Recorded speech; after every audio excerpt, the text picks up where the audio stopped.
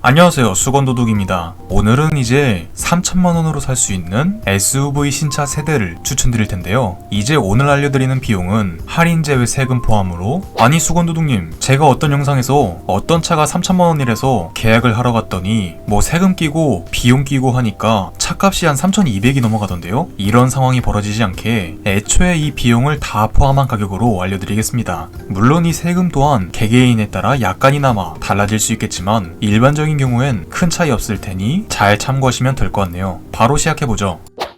첫 번째는 스포티지 이륜 기본 트렌디 등급 1.6 가솔린 터보 모델인데요. 이제 기본 등급의 차값이 할인 제외 세금 포함 약 2,610만원 정도인데 확실히 옛날보다 차값이 한 2,300 정도 더 오른 것을 볼 수 있는데요. 하지만 덩치가 한 10년 전 소렌토만큼 커졌기 때문에 그나마 쌤쌤이라고 생각을 합니다. 만약 내가 연 주행거리가 많아서 디젤 모델을 골라야 해 하신다면 오늘 설명드리는 차값에 약 200만원 정도 더 더해보시면 될 것 같고요. 저는 시내 주행이 엄청나게 많아서 하이브리드 모델이 좋을 것 같아요. 하이브리드는 얼마나 추가되나요? 물어보신다면 하이브리드는 애초에 기본 등급이 아닌 중간 등급부터 시작을 하며 그 친구는 기본이 3,300만원을 바라보고 있기 때문에 내가 정말 시내 주행이 정말 많은 게 아니라면 굳이 그렇게까지 하이브리드에 목매달 필요는 없기 때문에 일반적인 경우에는 이 가솔린 모델이 유리할 것 같고요. 아까 말했듯 내가 고속도로 주행이 주거나 연 주행거리가 2만 km 이상 정말 높다면 디젤 모델이 장기적으로 유지비적 큰 이점이 있으니 본인의 상황에 맞춰 선택하시면 될 것 같습니다.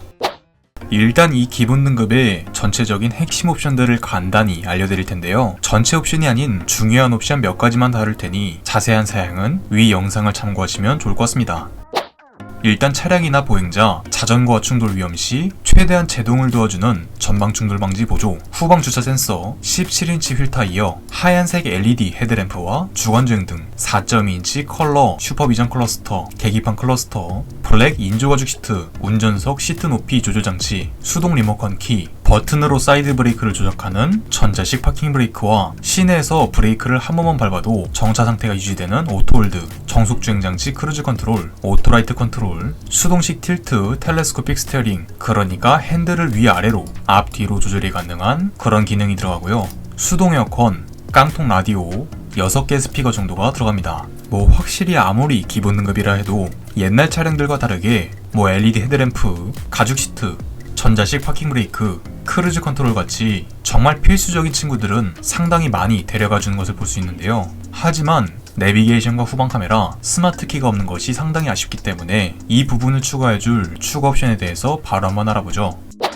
일단 제 첫 번째 추천 옵션은 83만원 상당의 컨비니언스인데요.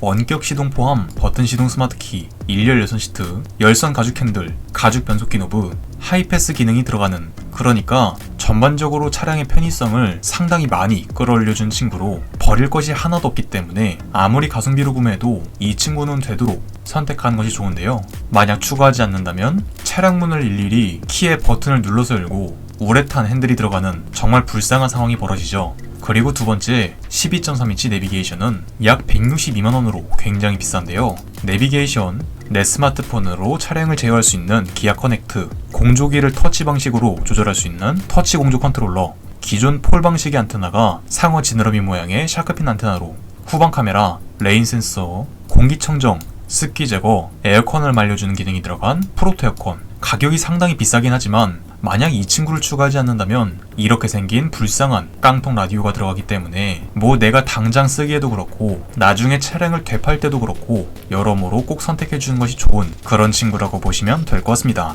이 스포티지는 그래도 신형 차량이라고 남들은 돈 주고 따로 시공하는 애프터블로우가 같이 따라오죠. 만약 이렇게 두 가지를 추가하면 차값은 세금 포함 약 2,870만원이 나오고요. 기호에 따라 뭐 후측방 충돌 방지 보조나 후방 교차 충돌 방지 보조, 내비게이션 기반 스마트 크루즈 컨트롤 같은 게 들어간 안전 옵션 드라이브 와이즈, 혹은 프로젝션 방식의 헤드램프, LED 테일램프, 휠이 좀 더 예뻐지는 스타일 옵션 선택 시 차값이 약 2,980만원 정도로, 만약 이 드라이브 와이즈와 스타일을 같이 선택하면 약 3,100만원 정도가 나오겠죠. 물론 차값은 찔끔찔끔 계속 올라가겠지만 만약 이 두 가지까지 선택한다면 정말 크게 불편할 거 없는 웬만한 건 다 들어간 그런 스포티지를 구매한다고 보시면 될 것 같습니다. 만약 제가 구매해도 대략 이렇게 3,000만원 전후로 구매를 할 것 같네요. 두 번째 친구는 르노 삼성의 QM6 이륜 중간 등급 엘리 시그니처 등급으로 뭐 중고차를 제외한 신차에서 찾아보긴 힘든 가스 SUV라는 정말 독특한 점을 가지고 있는데요. 뭐 생각보다 유리비적 장점이 크지 않다, 충전소에 자주 가야 한다 이런 단점들이 있지만 그래도 독보적인 가스 SUV라는 타이틀이 이 친구의 가장 큰 장점이죠. 뭐 차량 덩치는 원래는 스포티지보다 한 반급 정도 더 컸던 친구인데 이번에 스포티지랑 투싼이 풀체인지를 하면서 벌크업을 했잖아요. 그러면서 이제 스포티지 투싼과 거의 동급이라고 봐도 좋은 그 정도의 덩치를 갖고 있기 때문에 그냥 너무 크지도 작지도 않은 합리적인 SUV를 원하신다면 이 친구도 한 번쯤 고려해볼 만하다 라고 생각이 드는데, 기본 차값은 할인 제외 세금 포함 약 2,880만원으로 물론 이보다 더 저렴한 기본 등급도 있지만 르노 삼성의 할인이 이 엘리 시그니처 등급부터 적용이 된다는 점과 기본 등급에서는 추가 옵션도 선택하기 약간 애매하기 때문에 적당한 가성비 차량을 원하신다면 이 엘리 시그니처가 정말 좋은데요. 자세한 구성은 역시 윗 영상을 참고해주시고 오늘은 전체적인 핵심 옵션만 간단하게 알아보죠. 일단 LED 헤드램프와 18인치 휠 타이어, 그리고 새로운 디자인의 풀 LED 리어 콤비네이션 램프, 테일 램프, 다이내믹 턴 시그널, 그러니까 방향지시 등이 이렇게 순차 점등을 하는 기능이고요. 블랙 인조가죽 시트, 7인치 컬러 계기판 클러스터, 가죽 캔들과 변속기 노브, 오토라이트 헤드램프, 후방 주차 센서, 레인 센서, 크루즈 컨트롤, 운전석 수동 시트 높이 조절 장치, 1, 2열 열선 시트, 수동식 틸트, 텔레스코픽 스티어링 휠, 6개 스피커, 프로토 에어컨, 2열 공조기 에어벤트, 스마트 키인 스마트 카드 시스템, 열선 핸들, 하이패스 기능, 눈부심 방지 전자식 룸미러, 전자식 파킹 브레이크 이 정도가 들어가는데요. 뭐 중간 등급이니까 구성이 좀 더 들어갔네 싶으실 수 있지만 뭐 중간 등급답게 어느 정도의 옵션들은 충분히 갖고 출고가 되는 걸 볼 수 있는데요. 뭐 디자인이면 디자인, 편의 장비면 편의 장비, 두루두루 크게 모자라지 않은 그런 친구인 걸 볼 수 있는데, 굳이 아쉬운 거 한 가지를 꼽자면 이제 내비게이션과 후방 카메라가 없는, 역시 아까 스포티지와 똑같이 이렇게 불쌍한 라디오가 들어가기 때문에 이 부분도 추가 옵션을 통해서 채워주는 것이 좋을 것 같습니다. 아, 그리고 아까 스포티지에는 있던 뭐 전방 충돌 방지 보조 같은 기본으로 제공을 하지 않는다는 게 뭐 르노 삼성을 포함 쉐보레도 그렇고 쌍용도 그렇고 많이 아쉬운 부분이라고 생각합니다. 추가 옵션을 바로 한번 알아보죠.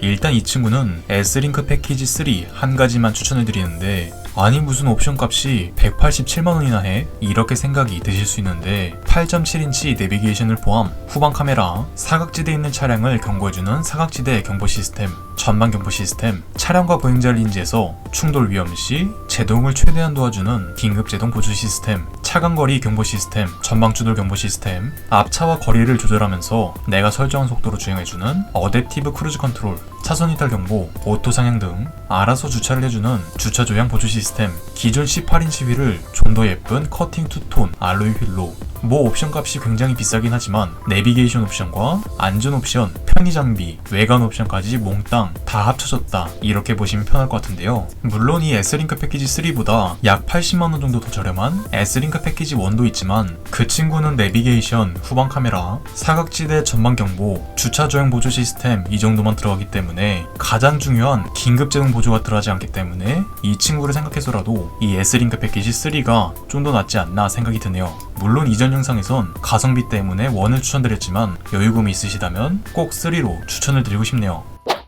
만약 이 옵션 한 가지만 추가한다면 차값은 세금 포함 약 3,070만원. 하지만 르노 삼성은 추가 옵션 비용을 어느 정도 지원을 해주니 실구매가는 이보다 대략 50만원 전후로 더 저렴해질 것으로 생각이 되고요. 취향에 따라 전동 트렁크 옵션도 굉장히 좋은 선택인데 한 2, 3개월 전보다 옵션 값이 20만원 정도 갑자기 올랐기 때문에 정말 좋은 옵션이지만 이제는 부담도 상당히 되는 그런 친구라고 생각이 드네요. 오늘은 3천만원짜리 신차 SUV 2대를 알아봤는데요. 만약 내가 주행거리가 그냥 보통이고 그냥 무난무난한 친구를 원한다면 스포티지 쪽이 좀 더 좋을 것 같고, 내가 현대기아 차량을 싫어하거나 가스 차량의 장점을 살리고 싶다 하시면 QM6로 가시면 될 것 같은데, 사실상 뭐 스포티지나 투싼이나 껍데기만 다른 같은 차량이기 때문에 그 두 친구 사이에서는 디자인을 보고 선택하시면 될 것 같고요. 제가 뭐 두드려보니까 사실상 구성과 차값도 거의 동일하게 나오더라고요. 물론 옵션 사양 하나하나만 따지면 투싼이 약간이나마 더 좋긴 하지만요. 모쪼록 잘 따져보시고 좋은 구매하셨으면 좋겠네요. 이상 수건도둑이었습니다.